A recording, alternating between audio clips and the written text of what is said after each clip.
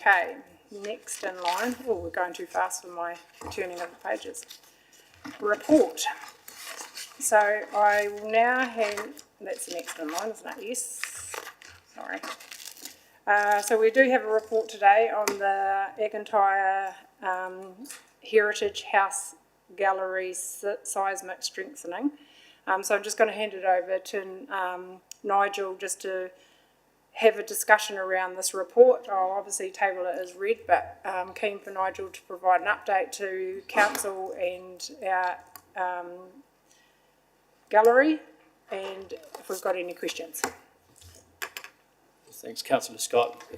So this is essentially just a informative update for councillors on progress with the Akintyre House Gallery project for earthquake strengthening work and refurbishment, and it solely relates to the Heritage Gallery House. I'm happy to take any questions. Councillor Booth.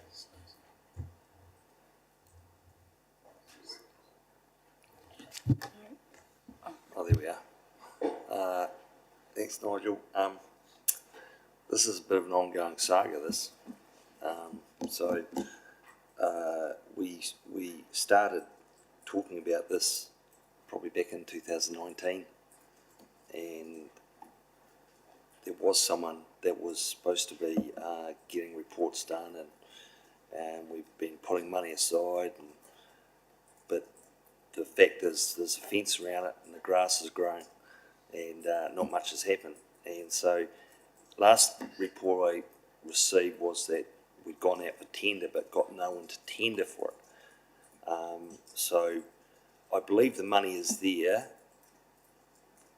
I'm concerned that actually there's nothing happening, and this report really doesn't tell me anything new and nothing. So can you extrapolate a little, or can you actually broaden what is actually happening? Is this document out for tender? Have there been contractors appointed? Where really is this? Because I mean, the people have been in there. The art community have been sitting, waiting patiently for something to happen, reopen their art gallery, and I guess they've come to the conclusion perhaps they won't get a new art gallery, but they desperately need their old one reopened, and so they can bring their art out for exhibition.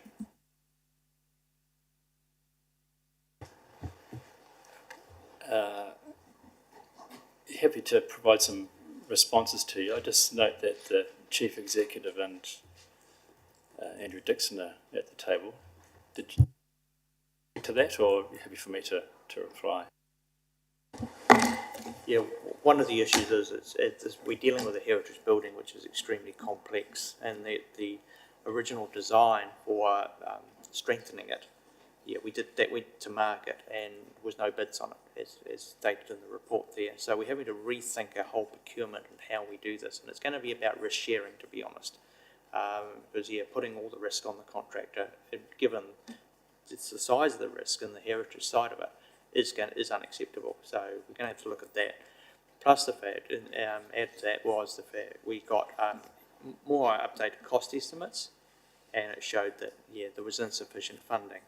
So part of that gap has been plugged with the Better Off funding, and that has just become available, and we're still going to be putting forward a little bit extra funding in the annual plan. So once we get that funding confirmed, we can then work on the best way to procure and get this project done. Mayor Bowen. You go first. I'll follow this. Yeah, look, just a couple of concerns. I know, Alan, it has been a long time, but the risk, obviously, the cost has gone up. I noted originally it was $3 million, $1 million from ratepayers, $1 million hopefully from government, and $1 million from fundraising. I'm now concerned that you're saying it's going up. Do you have an estimate of where it's going to cost?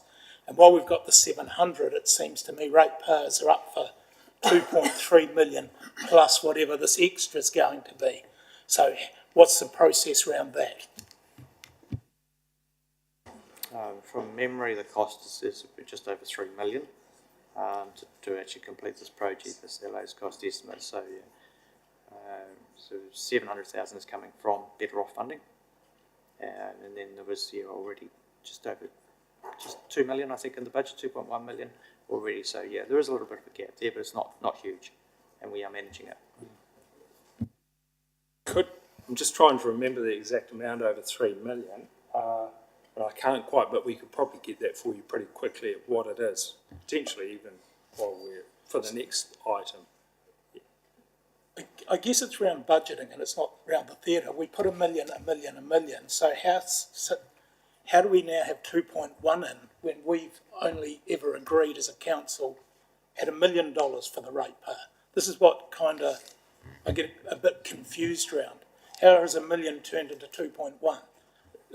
So it's into the annual plan, which is a decision you'll get to make. So, and one of the challenges with earthquake-prone buildings is the strengthening of them is developing and the understanding. And so when we started out, there's been a greater understanding develop about it. But in actual fact, I'm pretty sure, and I'm looking at Jason, it's in the annual plan for the next year for you to consider, which is going to come up at the meeting next week for you to consider that. So that's why we've referenced that additional amount of money. So we're asking you to put it in at this point. Okay, so it's not in there at the moment. It's not sitting in there at the moment, it's going to come in. Yeah, that's correct. Yes. And that's why we're not tendering the actual construction until that funding is confirmed.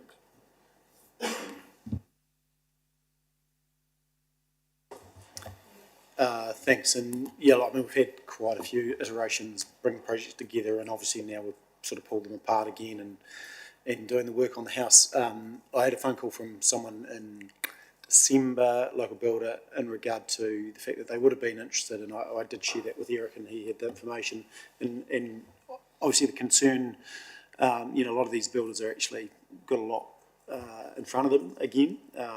Pressures have come on nationally with the cyclone, etc., and resources I know already are, going up that way.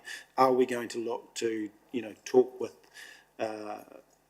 building companies that have done the work, this type of work specifically, because there are 2 or 3, and focus on them. And your point around de-risking, when you're taking it out for tender, I'm not sure if that's de-risking. So what is the exact process? How can we guarantee we get someone to do this work? Because I think the only way we are is by council taking the risk at the end of the day. Otherwise, nothing's ever going to move forward, because this is not, there's no guarantee with this sort of work, is there? There's so much risk for the building company at this moment. Yeah, the de-risking of the project is about how you actually procure it and how you pay for the work. So, at one end of the scale, you've got a lump sum price. That's it. That's all we're paying. The contractor gets 100% of the risk. The other end is we perhaps go back to, unit rates, time-based cost, and that's where council takes all the risks. And I think the idea is to get somewhere in the middle there. I think to your point, Mayor Bowen, the procurement method used with these sort of specialist areas of work is something that's quite important in making sure you get someone where you get people who have the skill to do it. And I think we do have to think about that in terms of making sure we introduce the right tension to ensure that we protect our negotiating position when we go to do it. So the procurement method does, in these areas that are specialised or challenging, become quite important. Yeah, I think it's very important that we have early contractor involvement in the actual design process as well, to ensure that it is actually buildable at a realistic price.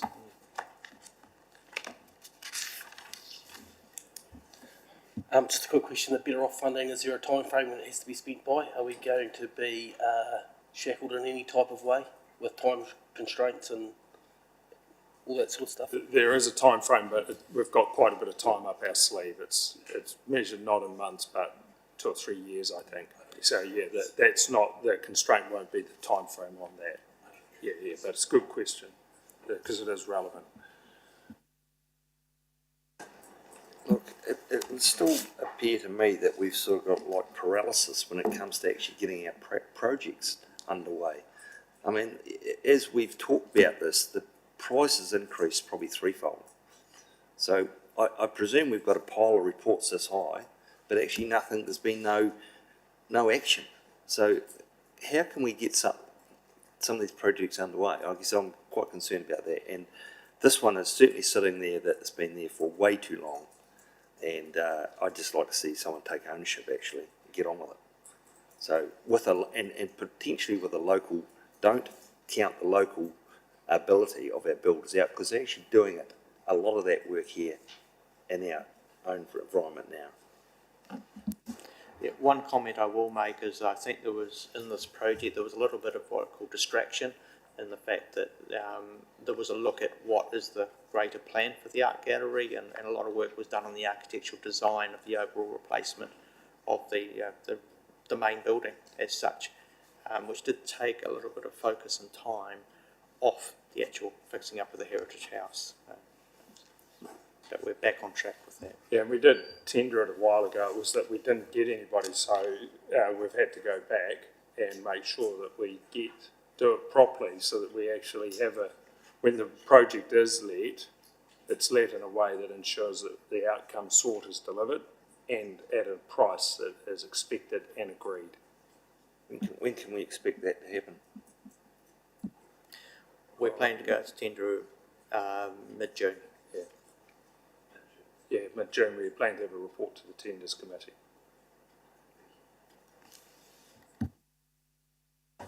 Yeah, sorry, just to follow up. Attached to timing with councillor Booth, so out to tender time frame starting to be work done before Christmas? That will depend on contractor availability and the outcome of the tender process. Go on to say yes. If we'll put, the tenders will close and be considered, and if there's a suitable tender, it'll be let before, I would have thought before Christmas. So there is, a couple of ones that have done heritage type work in town, so have we started conversations with those ones to make sure they are, no, not yet, I see Hamish is shaking his head, so, no. Oh, that's right. So but we will be. It will be. Yeah, because I know there's 2 or 3 probably that we do. We're always a bit careful before you go and set the tender, send the tenders out, because you've got to ensure that they don't then disqualify themselves from having too much involvement prior to the process. So just how that's managed needs a bit of care and thought. I just think 6 years is long enough, okay? So, yeah, let's see some action. Yeah, no, and I fully support you, councillor Booth, and I know that within the team there is a motivation to get this project underway. I've been involved with many email threads showing the motivation there, so I'd like to reassure you that we will get this project delivered. Right, so the recommendation is the Community Services Committee receive and note the Eglantine Heritage House Gallery seismic strengthening and refurbishment project update. I have a move from Mayor Bowen and a seconder from councillor Pye. All those in favour? Against? Carried. Okay, there is no, that's it. I will close the meeting at 11:09. Jess, thank you.